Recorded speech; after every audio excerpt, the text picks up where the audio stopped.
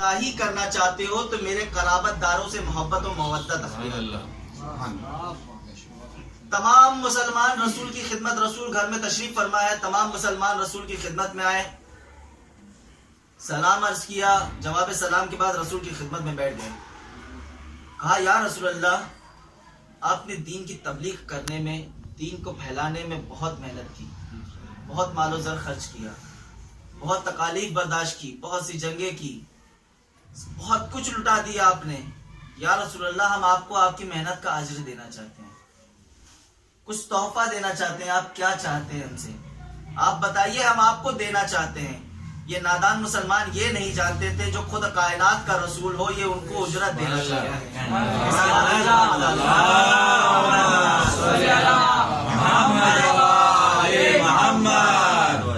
ये अरब के बुद्धू ये नहीं जानते थे कि जिसकी ज़ौजा खुद मलिकतुल अरब है, जिसने अपनी सारी दौलत कायनात के रसूल पर निछावर कर दी, सारी दौलत इस्लाम के लिए खर्च कर दी, वो ये रसूल को उजरत देना चाहते थे।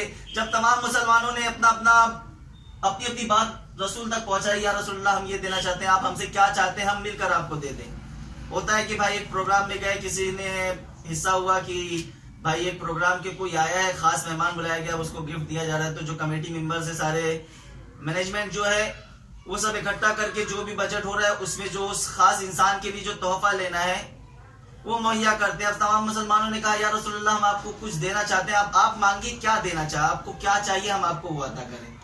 उस वक्त ये आयत नाजिल हुई, या रसूल, कह दो तुम इनसे कि अगर तुम मुझे कुछ अज्र देना ही चाहते हो, मेरी मेहनत का, मेरे इस्लाम फैलाने की मेहनत का, तकालीफ का कुछ अज्र देना ही चाहते हो, तो मेरे कराबतदारों से मवद्दत और मोहब्बत अख्तियार करो। हाय या रसूल अल्लाह, मुसलमानों को उस वक्त क्या हो गया, जो मुसलमान रसूल की खिदमत में आए थे कि या रसूल अल्लाह, हम आपको आपकी मेहनत का अज्र देना चाहते हैं, आप मांगिए हमसे, आप क्या चाहते हैं। रसूल ने जैसे ही ये आयत का जुमला फिक्रा जब अपनी जबान पे दोहराया, तमाम मुसलमान खामोश हो गए। कुछ एक की जबान से निकला, या रसूल अल्लाह, हस्बुना किताब अल्लाह, हस्बुना किताब अल्लाह, हमारे लिए किताब खुदा काफी है, हमें आपके अहले बैत से, आपके कराबतदारों से मोहब्बत और मवद्दत की जरूरत नहीं है। हम किताब खुदा के जरिए से ही अपनी नैया पार कर लेंगे, अपनी कश्ती को पार लगा ले जाएंगे। मैं कहूंगा या रसूल अल्लाह, आपने ये आयत तो बयान कर दी, हम है नादान, नाफहम मजमा है, या रसूल अल्लाह, हमें ये भी बता दीजिए कि हम आपके अहले बैत से मवद्दत और मोहब्बत किस तरीके से अख्तियार करें। या रसूल अल्लाह, हमें तरीके मोहब्बत बताइए, तरीके मवद्दत सिखाइए कि हम तरीके मवद्दत और मोहब्बत किस तरीके से अंजाम दें, किस तरीके से आपके कराबतदारों से मवद्दत और मोहब्बत अख्तियार करें। अजब नहीं, कायनात का रसूल आगे बढ़कर बयान करे, कुछ लहजा ठहर जाओ, कुछ लम्हा फिक्र कर लो, बस जल्दी जल्दी अपनी बात को पहुंचाने की कोशिश करूंगा। कायनात का रसूल, मैं अभी भी उसी पॉइंट पर हूं, अपनी उसी आयत पर, या रसूलुल्लाह, हमें तरीका मवद्दत और मोहब्बत बता। कायनात का रसूल अपनी बेटी के घर आया, आप हमेशा हदीसे किस्सा पढ़ते रहते हैं, इसके तर्जुमे से बखूबी वाकिफ है, बस इसे जल्दी जल्दी मैं इस लम्हे से गुजरूंगा। या रसूल अपनी बेटी के घर आए, दक्कुल बाब किया, सलाम किया, जवाब सलाम मिला। कायनात के रसूल ने कहा, बेटी मैं अपने बदन में ज़ौफ़ महसूस कर रहा हूँ। बीबी ने चादर दिया, कायनात के रसूल हुजरे में गए। कुछ लम्हे बाद बीबी बयान करती है कि मैंने देखा मेरे लाल हसन आए, इमाम हसन आए, दक्कुल बाब किया, सलाम किया। फिर इमाम हसन अलैहिस्सलाम ने एक जुमला कहा, ए मादरे गिरामी, मैं यहाँ अपने नाना की खुशबू महसूस कर रहा हूँ, मैं यहाँ अपने नाना की खुशबू महसूस कर रहा हूँ। शहजादी ने कहा, हाँ मेरे लाल। इमाम हसन गए, रसूल से सलाम किया, चादर के नीचे तशरीफ फरमा हुए। कुछ लम्हे बाद इमाम हुसैन अलैहिस्सलाम आए, सलाम किया, जवाब सलाम, वही फिक्रा जो इमाम हसन अलैहिस्सलाम ने दोहराया, वही फिक्रा इमाम हुसैन अलैहिस्सलाम ने दोहराया। शहजादी ने वही जवाब दिया। इमाम हुसैन अलैहिस्सलाम भी गए, सलाम किया, चादर के नीचे तशरीफ फरमा हुए। कुछ लम्हे बाद शहजादी बयान करती है कि कायनात का अमीर आया, तशरीफ लाए, सलाम किया है, दोस्तरे रसूल आप पर मेरा सलाम हो, जवाब सलाम मिला।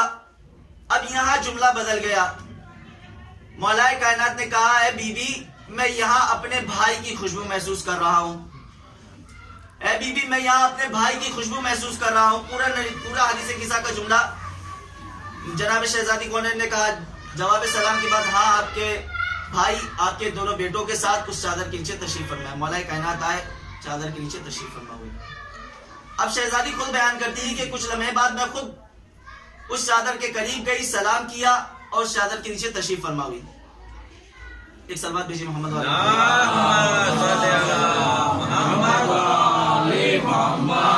हैदरी आवाज बुलंद नारे सलवा।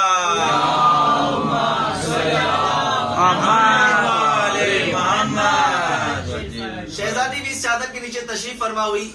रिवायत में मिलता है कि जब ये पांचों हस्तियां इस चादर के नीचे जमा हुई तो एक ऐसा नूर सातिर हुआ, ऐसा नूर निकला कि जो जमीन की तह को चीरता हुआ आसमान की बुलंदी तक पहुंच गया।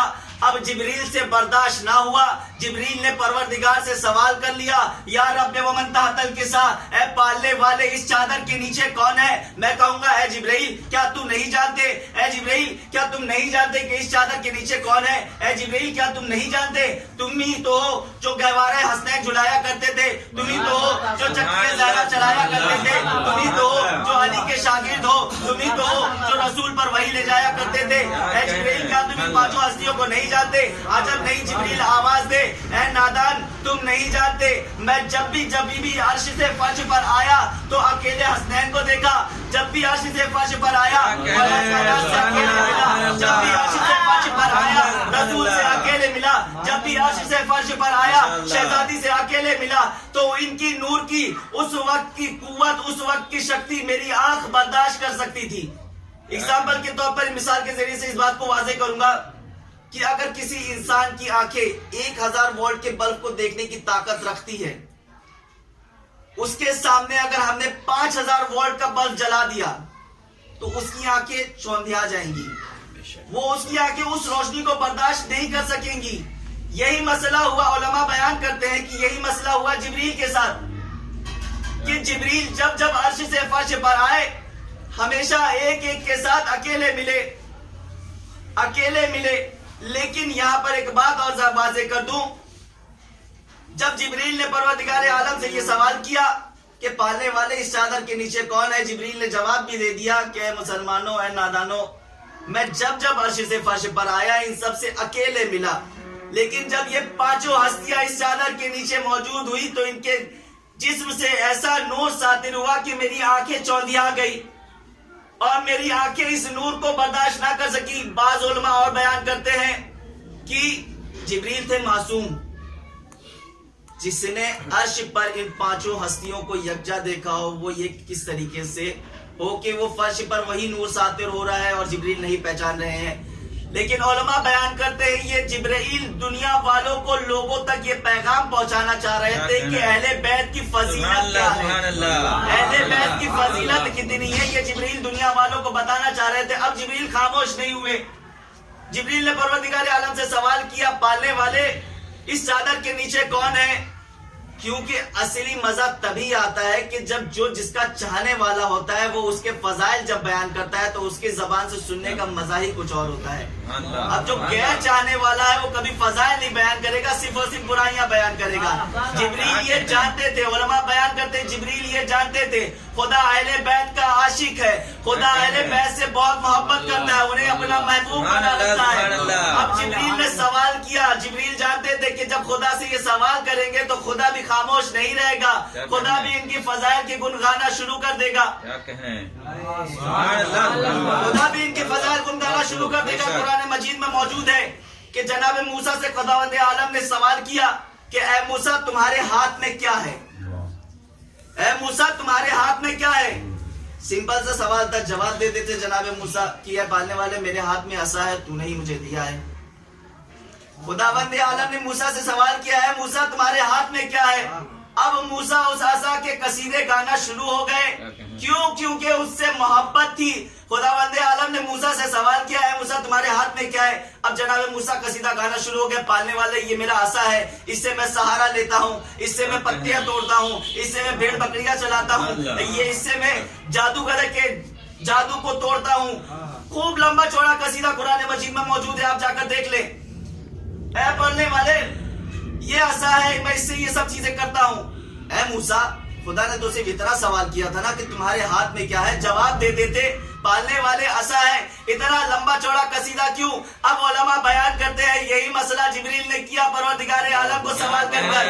अब पालने वाले, इस चादर के नीचे कौन है, इस चादर के नीचे कौन है? अब खुदावंदे आलम भी खामोश नहीं रहा। खुदावंदे आलम ने बयान फरमाना शुरू किया, कसीदे गाना शुरू किए। ये वो है जिनके लिए मैंने जमीन का फर्श बिछाया, ये वो है जिनके लिए मैंने आसमान के शामियाने लगाए, ये वो है जिनके लिए मैंने चार सूरज निकाल बनाए, ये वो है जिनके लिए मैंने चरिंद परिंद खल्क किए, ये वो है जिनके लिए मैंने अशरफुल मखलूकात को पैदा किया ताकि इनकी इताअत कर सके, ये वो है जिनके लिए मैंने हवाओं को खल्क किया, ये वो है जिनके लिए मैंने फर्श बिछाया।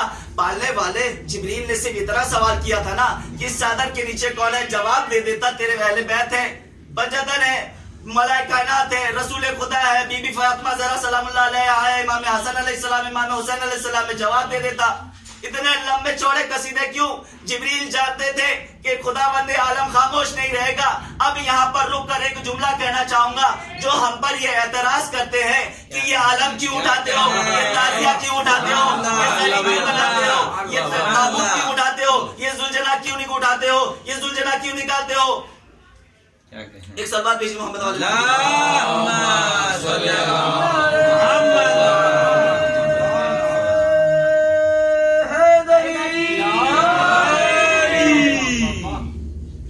खुदावंदे आलम लंबे चौड़े कसीदे गाना शुरू कर दिया।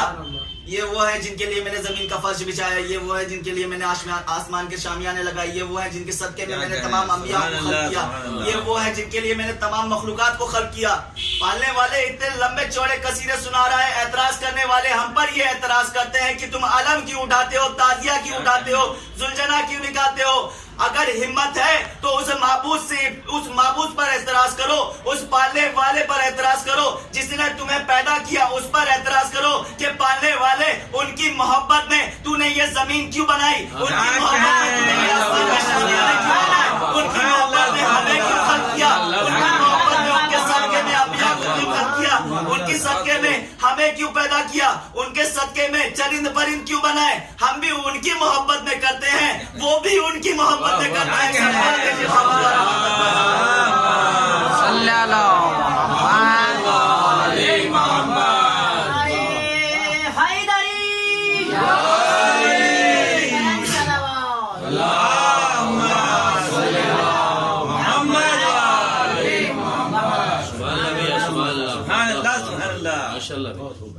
अल्लाह उन्हीं की मोहब्बत में उठाते हैं, हम भी ताबूत उन्हीं की मोहब्बत में उठाते हैं, हम भी जुलूस उन्हीं की मोहब्बत में उठाते हैं। हम पर एतराज करना तो आसान है, उस पर एतराज करो तो हम जाने, हम पर एतराज करो तो हम जाने। अब बताइए, अब मेरा उनसे ये सवाल है, आप कहते हो कि शिया ने इमाम हुसैन अलैहिस्सलाम को कत्ल किया और उसके बाद माफी मांगते हैं मातम के जरिए से, आंसू के जरिए से। शिया गासिब है, हर तरह के इल्जामात हम पर लगाए जाते हैं। खुदावंदे आलम ने पूरी कायनात खल्क की इनकी मोहब्बत में। अब जिस सिंपल सी एग्जाम्पल, सिंपल सी बात है, अगर हम किसी से मोहब्बत करते हैं, किसी को पसंद करते हैं, तो हम उसे कोई चीज इनाम के तौर पर देते हैं। खुदावंदे आलम ने उनसे मोहब्बत की, इनाम के तौर पर उनके लिए पूरी कायनात बनाई, इंसानों को बनाया, पूरी कायनात बनाई, इंसानों को खल्क किया। तो सिंपल सी बात है, जो पसंद करता है उसी को उस चीज का हक होता है। अब अगर हमारे भाई, बुजुर्ग भाई लोग मौजूद हैं सब, और हमारे साथियों में से भी कुछ मौजूद हैं, अगर हमारे साथियों में से हम किसी को ज्यादा पसंद करते हैं तो मैं उनको कुछ इनाम दूंगा। तो इंसाफ से बताइए, अगर मैं इन्हें पसंद करता हूं तो इन्हें ही इनाम दूंगा, तो उस पर पूरा हक किसका है?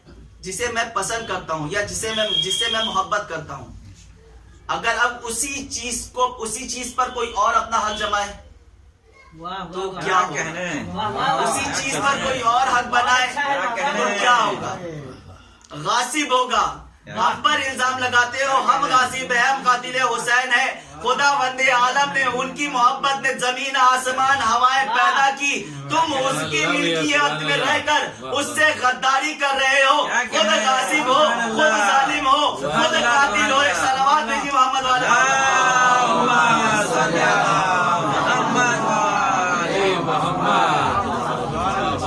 हैदर हैदर, अली अली और मौला मौला बोलेगा, इश्क अली में पाक लहू का कतरा कतरा बोलेगा। नर हैदरी आवाज़ बुलंद, नारे सलवात, मोहम्मद वाले मोहम्मद। खुदा वंदे आलम ने इनकी मोहब्बत में खल किया। अब आइए इसी से मिलते जुलते एक पैगाम जो हमारे बुजुर्गों के लिए, यही हदीस के साथ जो भी मैंने वाकया पूरा बयान किया, इसी वाकये में एक दर्ज भी हमारे लिए मौजूद है। इसी वाकये में हमारे लिए एक दर्ज भी मौजूद है कि किस तरीके से जब इमाम हसन अलैहिस्सलाम घर में तशरीफ फरमा हुए तो अपनी मादर गिरामी को सलाम किया। इमाम हुसैन अलैहिस्सलाम तशरीफ लाए, अपनी मादर गिरामी को सलाम किया। ने कहा है बस 2-3 एतराज़ात और 2-3 पैगामात आप तक पहुंचाने की पूरी कोशिश करूंगा वक्त के अंदर में। इमाम हसन आए, सलाम किया। इमाम हुसैन आए, सलाम किया। मौलाए कायनात आए, सलाम किया। क्या ये हमारे घरों में भी होता है कि हमारे औलादें या शौहर घर में दाखिल होते ही सलाम करता है? बेशक। हमारे बच्चे आते हैं, घर में दाखिल होते हैं तो क्या सलाम करते हैं? दूसरे को देखकर सलाम कर दें, ठीक है, समझ में आती है कि भाई घर में मेहमान आया, आपको देख के सलाम किया। क्या आप बुजुर्गों से एक पैगाम के तौर पर इसी हदीस किस्सा के हवाले से कि इमाम हसन आए, माँ को सलाम किया, इमाम हुसैन आए, माँ को सलाम किया, मौलाए कायनात आए, अपनी ज़ौजा को सलाम किया। लेकिन हमारे यहाँ ऐसा इसका उल्टा होता है, हाय हेलो बाय। आज के जो जमाने में चल रहा है हाय बाय, जा रहे तो बाय हो गया, आगे तो हाय हेलो कर लिया। वो पैगाम जो हमें हमारे अहले बैत दे रहे हैं वो हम नहीं चल रहे। शौहर भी दाखिल हो रहा है, हम ज़ौजा को क्यों सलाम करें? मौलाए कायनात दाखिल हुए, मौलाए कायनात ने सलाम किया अपनी ज़ौजा को। जब हमारा अमीर कर सकता है तो हम कौन, क्या हम नहीं कर सकते? हम जिसे मानते हैं तो हम उसके नक्शे कदम पर क्यों नहीं चलते? सिर्फ ज़बानी दावा कर लेना ही मोहब्बत का इजहार नहीं होता है। उनके नक्शे कदम पर चलकर सबूत देना असली मोहब्बत का इजहार होता है। सिर्फ हम अलम, ताजिया, जुलूस, सुलझना, इसी से मोहब्बत का इजहार करेंगे? हमें उनके नक्शे कदम पर भी चलना है। इसी हदीस किस्सा में आगे भी एक पैगाम और है कि जब भी इमाम हसन इमाम हुसैन मस्जिद से तशरीफ फरमा आते थे तो माँ सवाल करती थी, है मेरे लाल, आज मस्जिद में नाना ने क्या बयान किया? आज मस्जिद में नाना ने क्या बयान किया, क्या पैगाम दिया, कैसा खुतबा बयान किया? इमाम हसन इमाम हुसैन पूरा खुतबा जो मस्जिद में सुनते थे आकर बीबी से बयान करते थे। इस सलवात भेजिए मोहम्मद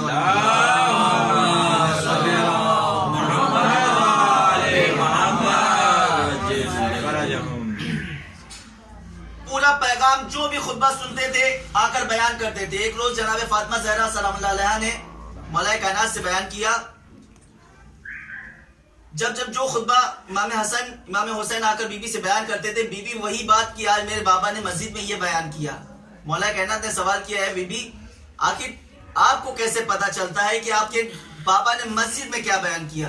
शहजादी बयान करती हैं कि मेरे दोनों शहजादे मस्जिद से जब लौटते हैं तो मुझे पूरा वाकिया, पूरा बयानात मुझे आकर सुनाते हैं। एक रोज मौलाए कायनात मस्जिद से जल्दी तशरीफ लाए और पीछे दीवार के किनारे छुप गए। क्या देखने बाप की मोहब्बत की, मेरे लाल, मेरे बच्चे आ रहे हैं तो बयान कर रहे हैं, किस तरीके से बयान करते हैं मैं भी सुनूं। मौलाए कायनात जल्दी तशरीफ ले आए। और सैने दीवार के पीछे छुप गए। हसनैन आए, सलाम किया। माँ ने सवाल किया, मेरे लाल आज तुम्हारे नाना ने क्या बयान किया? अब इमाम हसन अलैहिस्सलाम बयान करना चाह रहे हैं, उनकी जबान लुकनत खा रही है, उनकी जबान लुकनत खा रही है।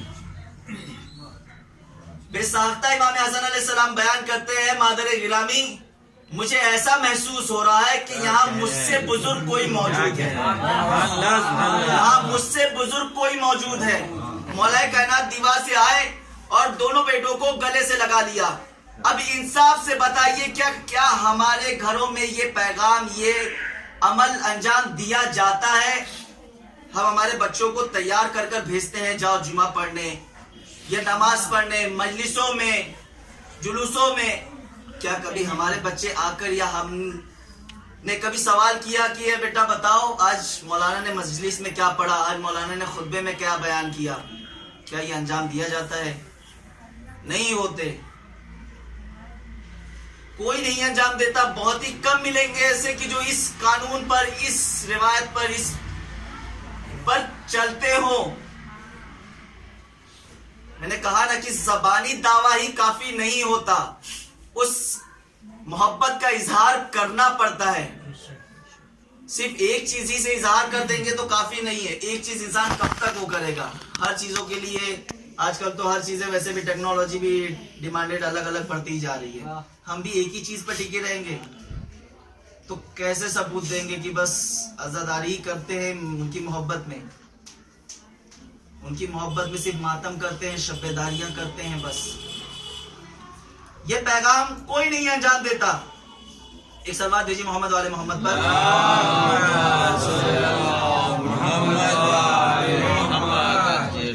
जिस तरीके से हसनैन आकर अपनी वालदा से बयान कर रहे हैं, काश कि यही हमारी कौम में हो तो आज हमारी कौम कहां से किस बुलंदी तक पहुंच जाए। अगर हम अहले बैत के तमाम बताए हुए रास्तों पर, उनके नक्शे कदम पर बराबर चले तो हमारी कौम किस जगह से किस बुलंदी तक पहुंच जाए। दूसरा एतराज इसी से मिलता जुलता, हम पर यह भी एतराज होता है कि अबू तालिब ने कलमा नहीं पढ़ा और इनके बुजुर्ग हस्ती, उन्होंने कलमा सबसे पहले पढ़ा था। इनकी किताब खुद सही बुखारी में भी मिलता है, खुद जिल्द नंबर 1 में है, सफा नंबर मुझे याद नहीं है, कि जनाब अबू तालिब ने माज़ल्लाह कलमा नहीं पढ़ा था और इन्होंने सबसे पहले कलमा पढ़ा था। ठीक है, हम मान लेते हैं। मैं खुद कहता हूं, मिंबर रसूल पर बैठा हूं, पूरी ईमानदारी और पूरी प्रूफ और पूरी जिम्मेदारी के साथ ये जुमला कह रहा हूं।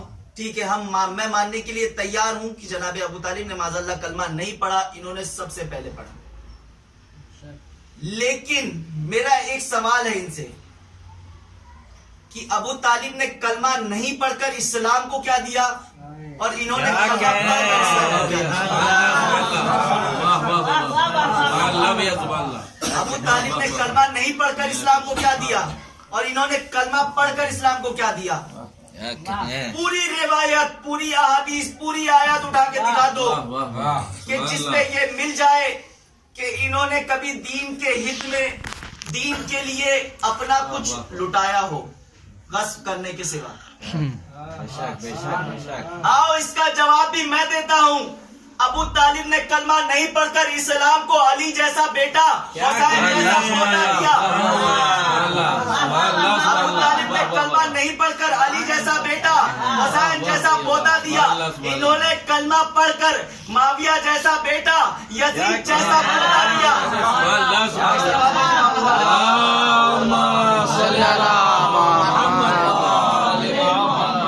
वारिसे फक्र सुलेमान अबू तालिब है, जो अरब वारिसे फक्र सुलेमान अबू तालिब है, जिसका वो सुल्तान अबू तालिब है। जब न कलमा था न कुरान न ईमान न रसूल, उस जमाने के मुसलमान अबू तालिब है। नारा हैदरी। सच्चा हुसैन का चाहने वाला बनाओ। क्यों? अगर सच्चा हुसैन का चाहने वाला होगा तो अली खामनाई जैसा होगा, अली सिस्तानी जैसा होगा, खुमैनी जैसा होगा। सिर्फ नमाज दीन बता देने से ही हमारी जिम्मेदारी खत्म नहीं होती है। हमें ये भी देखना है कि हमारी औलादें, हमारे बच्चे किस राह पर चल रहे हैं। इस चीज का भी हमें पूरा ध्यान रखना है। क्यों? क्योंकि यही हमारे अहले बैत का पैगाम है, यही बीबी का पैगाम है हम तक, हमारे लिए। वही बीबी की आज शहादत की तारीख है, जिसे हम अय्याम फातिमिया के नाम से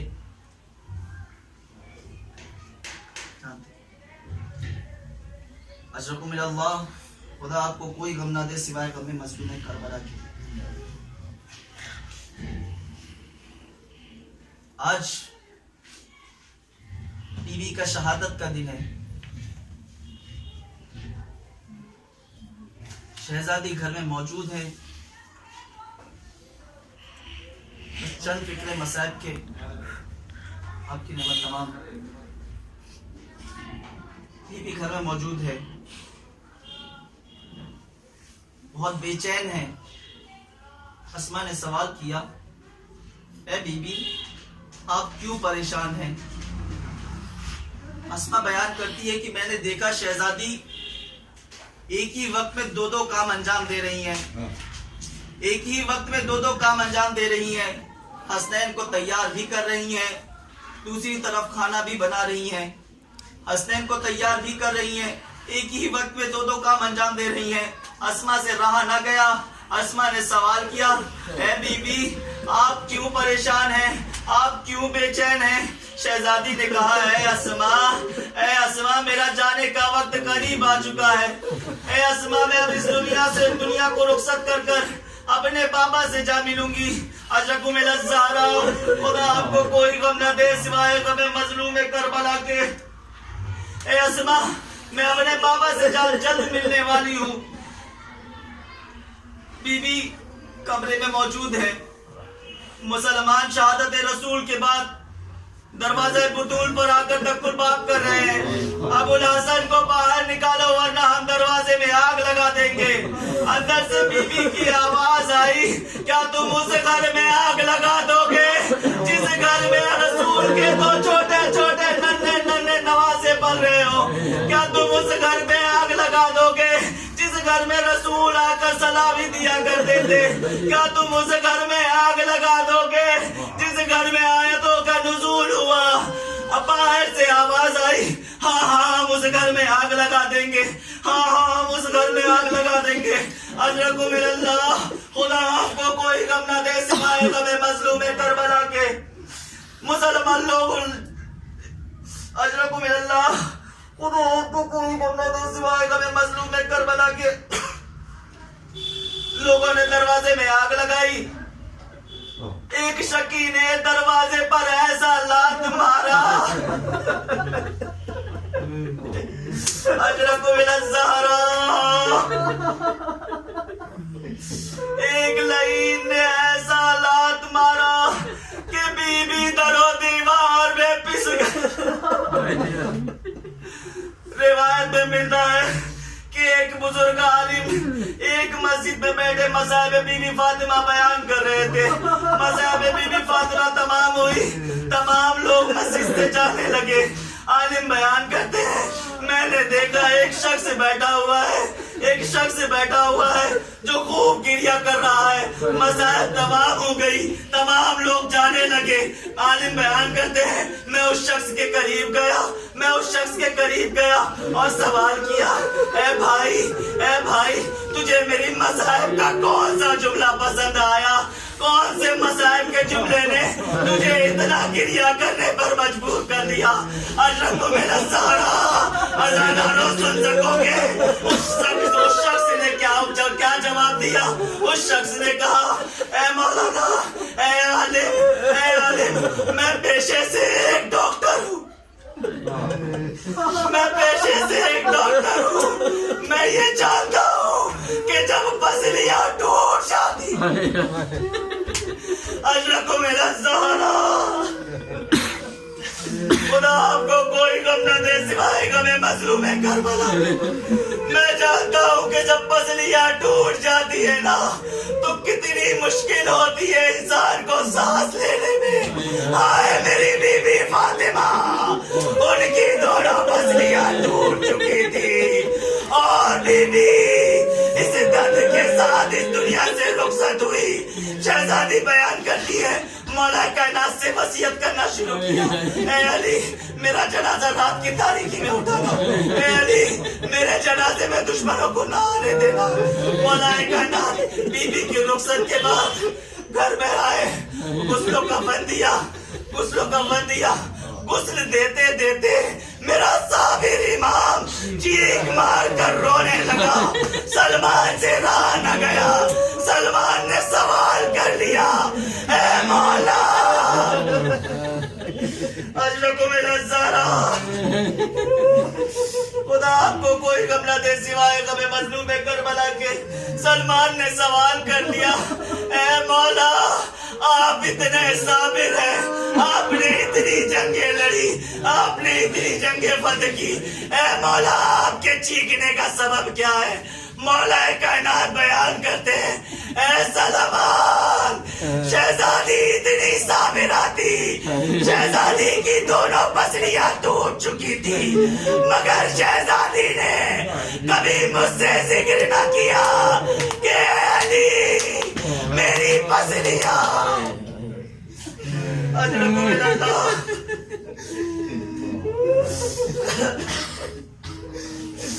खुदा आपको कोई गम न दे सिवाय गमे मजलूम करबला के। अलगरस जनाजा तैयार हुआ, मौला कायनात ने बच्चों को आवाज दी, ए बेटा कुलसूम आओ माँ का आखिरी दीदार कर लो। मैं नहीं जानता बीवी कुलसूम ने किस लहजे से किस तरीके से माँ का आखिरी दीदार किया। मौला कायनात ने आवाज दिया, बेटा ज़ैनब आओ माँ का आखिरी दीदार कर लो। मैं नहीं जानता बीबी ज़ैनब ने किस तरीके से माँ का आखिरी दीदार किया होगा। बस हज़ारों दो जुमले और मसाइब के। मैं नहीं जानता बीबी ज़ैनब ने किस तरीके से माँ का आखिरी दीदार किया होगा। मौला कायनात ने आवाज दी, ए बेटा हसन आओ माँ का आखिरी दीदार कर लो। मामा हसन आए, माँ का आखिरी दीदार किया। मैं नहीं जानता इमाम हसन ने किस तरीके से माँ का आखिरी दीदार किया, मगर हाँ रिवायत में इतना जरूर मिलता है, एक नन्हा सा शहजादा दरवाजे के किनारे अपने दोनों हाथ बांधे खड़ा हुआ है। मौला कायनात आवाज दे रही है, ऐ मेरे लाल हुसैन माँ का आखिरी दीदार कर लो। इमाम हुसैन ने जवाब दिया, ऐ बाबा क्या आपने कभी देखा है कि मैं अपना के बुलाए बिना अपना के करीब आया हूँ? अल्लाह अल्लाह। इमाम हुसैन के लहजे में जनाजा था, बंदे कफन टूटे, शहजादी के हाथ बरामद हुए। आ मेरे लाल हुसैन आजा मेरी आगोश में। अला लानतुल्लाह इन्ना लिल्लाहि व इन्ना इलैहि राजिऊन। रज़ल बिकदाई व तस्लीम